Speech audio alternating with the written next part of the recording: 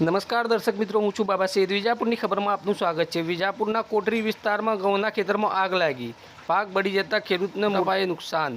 સમાચાર વિગતવાર જાણીએ. વિજાપુર તાલુકાના આનંદપુરા ગામ પાસે કોટરીની સીમમાં એક ખેડૂતના ઘઉંના ખેતરમાં અચાનક આગ લાગી જતા તૈયાર પાક બળીને રાખ થઈ ગયો છે. આ ઘટનાથી ખેડૂતો મુશ્કેલીમાં મુકાયા છે. જાણવા મળ્યા અનુસાર માહિતી પ્રમાણે ખેતરમાંથી પસાર થતી 11 kV વીજ લાઇનના થાંભલા પાસે અગમ્ય કારણસર સ્પાર્ક થયો હતો.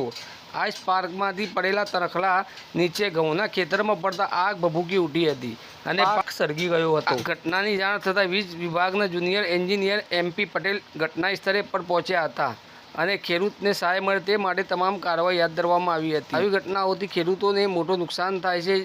તેથી વીજ લાઇનોની વ્યવસ્થિત જાળવણી અને સુરક્ષા પર વધુ ધ્યાન આપવાની જરૂર છે.